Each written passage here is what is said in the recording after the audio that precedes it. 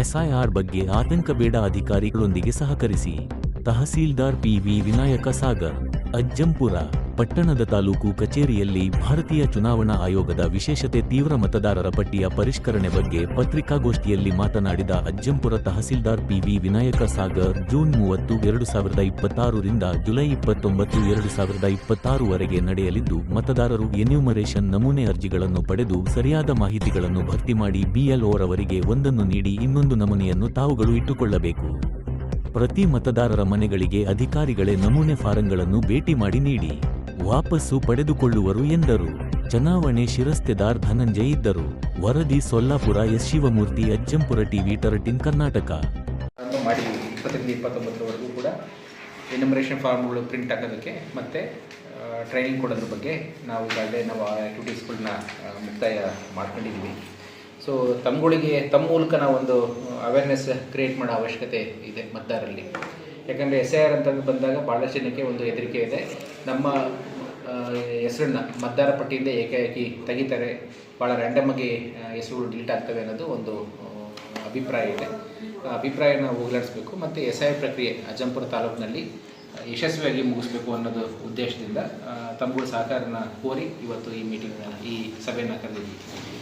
SIRಲ್ಲಿ ಯಾವ ವ್ಯಕ್ತಿಯ ಯಾವ ಮತದಾರ ಕೂಡ ಈಗ ಎಕ್ಸಿಸ್ಟಿಂಗ್ ಮತದಾರ ಇರಲ್ಲ, ಅವರ ಮತದಾರ ಹೆಸರನ್ನ ನೇರವಾಗಿ ನಾವು ಪಟ್ಟಿಯಿಂದ ತೆಗೆಯೋದಿಲ್ಲ. ಮೊದಲು ಫಸ್ಟು ಅದು ಅಂಡರ್ಸ್ಟ್ಯಾಂಡಿಂಗ್. ಯಾವ ವ್ಯಕ್ತಿ ಹೆಸರನ್ನೂ ಕೂಡ ನಾವು ನೇರವಾಗಿ ಮತದಾರ ಪಟ್ಟಿಯಿಂದ ತೆಗೆಯೋದಿಲ್ಲ. ಈಗ ಜೂನ್ 30ರಿಂದ ಪ್ರತಿ ಮತದಾರಿಗೂ ಕೂಡ ಒಂದೊಂದು ಎನ್ಯುಮರೇಷನ್ ಫಾರಮ್ ಅಂತ ಬರುತ್ತೆ. 2 ಎನ್ಯುಮರೇಷನ್ ಫಾರಮ್ ಮತದಾರರಿಗೆ ನಾವು ತಲುಪಿಸ್ತೀವಿ ಮನೆಗೆ, ನಮ್ಮ BLOಗಳ ಕಡೆಯಿಂದ. ಈ ತಿಂಗಳು ನಾಳೆಯಿಂದ ಮಂಗಳವಾರದಿಂದ ಪ್ರತಿಯೊಬ್ಬರಿಗೂ ಕೂಡ ಪ್ರತಿ ವೋಟರಿಗೂ ಕೂಡ ತಲುಪಿಸ್ತೀವಿ ನಾವು. ಈಗ ಅಜ್ಜಂಪುರದಲ್ಲಿ ಸುಮಾರು 70,000 ವೋಟರ್ ಇದ್ದಾರೆ ಅಂದರೆ 1,40,000 ಎನ್ಯುಮರೇಷನ್ ಫಾರಮ್ಗಳು. ನಮ್ಮದು ಫಾರ್ಮೆಟ್ ಇದೆ. ಅದು ಗಣತಿ ನಮೂನೆ ಅಂತಂದು ಪ್ರತಿಯೊಂದು ಕೂಡ ಕನ್ನಡದಲ್ಲೇ ಮಾಡಿದ್ದಾರೆ, ಗಣತಿ ನಮೂನೆಗಳನ್ನ. ಸೊ ಈಗೇನು ಅಂದರೆ ನಮ್ಮಲ್ಲಿ ಅಜ್ಜಂಪುರದಲ್ಲಿ 70,000ಕ್ಕೂ ಹೆಚ್ಚು ಜನ ವೋಟರ್ಸ್ಗಳು ಇದ್ದಾರೆ. 84 ಬೂತ್ಗಳಲ್ಲಿ ತಾಲೂಕಲ್ಲಿ 70,000ಕ್ಕೆ ಹೆಚ್ಚು. ಸೊ ಅದು 84 PSಗಳು ಇದ್ದಾರೆ ಮತಗಟ್ಟೆಗಳು. ಅಷ್ಟು ಜನಕ್ಕೂ ಕೂಡ ನಾವು ಈ ರೀತಿ ಎನ್ಯುಮರೇಷನ್ ಫಾರಮ್ 2 ಕಾಪಿ ಕಳಿಸ್ತೀವಿ. ಇದು ವೋಟರ್ ಸ್ಪೆಸಿಫಿಕ್ ಇರ್ತಕ್ಕಂಥದ್ದು. ಉದಾಹರಣೆಗೆ ಇಲ್ಲಿ ನೀವೇನು ಗ್ರೂಪಲ್ಲಿ ನೋಡ್ತಿದ್ದೀರಲ್ಲ, ಅಲ್ಲಿ ಧನಂಜಯ್ ಅವ್ರದ್ದು ಫೋಟೋ ಇದೆ, ಅವ್ರದ್ದು ಅಡ್ರೆಸ್ಸು ಮತ್ತು ಆಮೇಲೆ ಹೆಸರುಗಳು. ಅಂದರೆ ಈಗ ವಿನಾಯಕ್ ಸಾಗರ್ ಅಂದರೆ 2 ಫಾರಮ್ ಬರುತ್ತೆ, ವಿನಾಯಕ್ ಸಾಗರ್ ಹೆಸರು. ರಾಜೇಂದ್ರ ಅವರು ಅಂದರೆ 2 ಫಾರಮ್, ರಾಜೇಂದ್ರ ಅವರು ಹೆಸರಲ್ಲಿ. ಗುರುಮೂರ್ತಿ ಅಂದರೆ 2 ಫಾರಮ್, ಗುರುಮೂರ್ತಿ ಹೆಸರಲ್ಲಿ.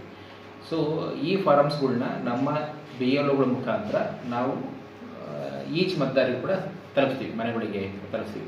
ಆಮೇಲೆ 5 ಜನ ಇದ್ದರೆ 10 ಫಾರಮ್ಗಳು, 10 ಕೂಡ ಆ ಮನೆಗೆ ಸಂಬಂಧಪಟ್ಟಿರೋದೇ ಇರಬೇಕು. ಯಾಕಂದರೆ ಅದರಲ್ಲಿ ಹೆಸರುಗಳು ಪ್ರತಿಯೊಂದು ಕೂಡ ಇರುತ್ತೆ. ಅಂಥ ಫಾರಮ್ಗಳು ಏನು ಮತದಾರ ಪಟ್ಟಿ ಹೇಳಿದ್ರಲ್ಲ ಇಷ್ಟು ಜನ ಇದ್ದಾರೆ ಅಂತ, ಅಷ್ಟು ಇರೋರು ಎಲ್ಲರಿಗೂ ಕೊಡ್ತೀರ? ಎಲ್ಲರಿಗೂ ಕೊಡ್ತೀವಿ. ಈಗ ಆಮೇಲೆ ಯಾರು ತೀರ್ಕೊಂಡು ಹೋಗಿದ್ದಾರೆ, ಬಟ್ ಆದರೂ ಹೆಸರಿರುತ್ತೆ, ಬಟ್ ಅವ್ರಿಗೆ ಫಾರಮ್ ಕೊಡಂತೆ ಕೊಡ್ತೀವಿ. ಯಾಕೆ ನಮಗಿನ್ನೂ ಗೊತ್ತಿಲ್ಲ ಬದುಕಿರೋರು ತೀರ್ಕೊಂಡು ಹೋಗಿದ್ರು ಅನ್ನೋದು. ಯಾರು ಈ ಎನ್ಯುಮರೇಷನ್ ಫಾರಮ್ ಗಣತಿ ನಮೂನೆಗಳಿದಾವಲ್ಲ ಅದನ್ನ ಫಿಲ್ ಮಾಡಿ ವಾಪಸ್ ಕೊಡ್ತಾರೋ ನಮಗೆ, ಅಂಥವ್ರನ್ನ ಮಾತ್ರ ನಾವು ಇದರಲ್ಲಿ ಕರಡು ಮತದಾರ ಪಟ್ಟಿ ಅಂತಲೂ ನಾವು ಬಿಡ್ತೀವಿ. ಡ್ರಾಫ್ಟ್ ರೋಲ್ ಅಂತ ಹೇಳಿ, ಅದು ಯಾವಾಗ ನಾವು 5ನೇ ತಾರೀಕು ಬಿಡ್ತೀವಿ, ಅವತ್ತು ಅವ್ರ ಹೆಸರುಗಳನ್ನ ಉಳಿಸ್ಕೊಂತೀವಿ.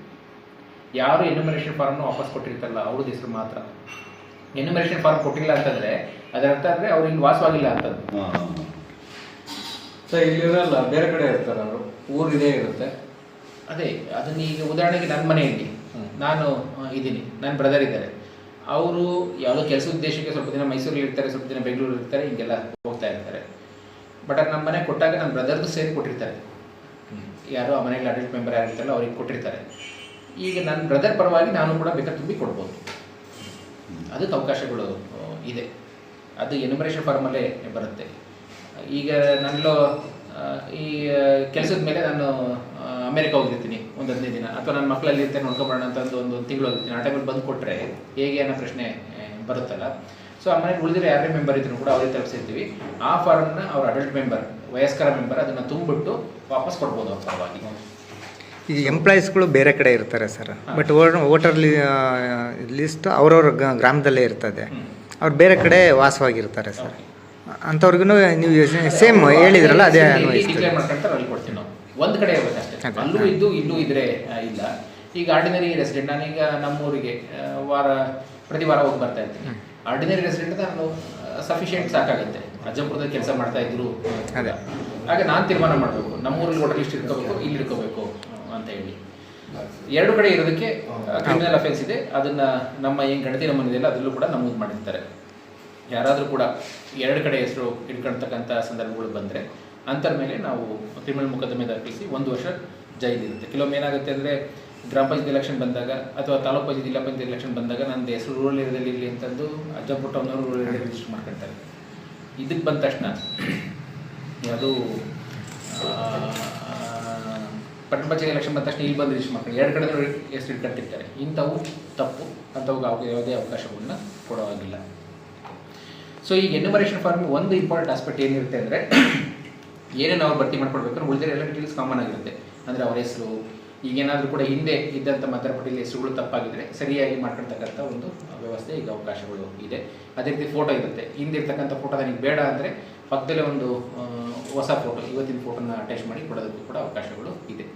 ಇದ್ರ ಜೊತೆ SIR ಅನ್ನೋದು ಇದು ಸ್ಪೆಷಲ್ ಇಂಟೆನ್ಸಿವ್ ರಿವಿಷನ್ ಅಂತ ಹೇಳಿ ಇದು ನಮ್ಮ ದೇಶದಲ್ಲಿ 6 ಬಾರಿ ಆಗಿದೆ. 2002ರಲ್ಲಿ ಕಳೆದ ಬಾರಿ ಆಗಿದೆ, ಲಾಸ್ಟ್ ಆಗಿತ್ತು. ಯಾರಿಗೆ ಮತದಾರ ಹಕ್ಕಿದೆ ಅಂದರೆ ಈ ದೇಶದ ಪ್ರಜೆ ಯಾರಿಗಿರ್ತಾರಲ್ಲ ಅವರಿಗೆ ಮಾತ್ರ ಮತದಾರ ಹಕ್ಕು ಇರುತ್ತೆ. ಈ ದೇಶದ ಪ್ರಜೆ ಬಿಟ್ಟು ಮತ್ತು ಯಾರಿಗೂ ಕೂಡ ಮತದಾರ ಆಗೋದಕ್ಕೆ ಸಾಧ್ಯ ಇಲ್ಲ.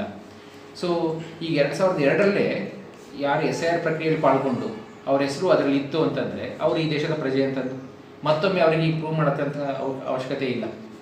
2025ರಲ್ಲಿ ಉದಾಹರಣೆಗೆ ಈಗ ವೆಂಕಟೇಶ್ವರದ್ದು 2002ರಲ್ಲಿ ಅವರು ವೋಟರ್ ಆಗಿದ್ರು.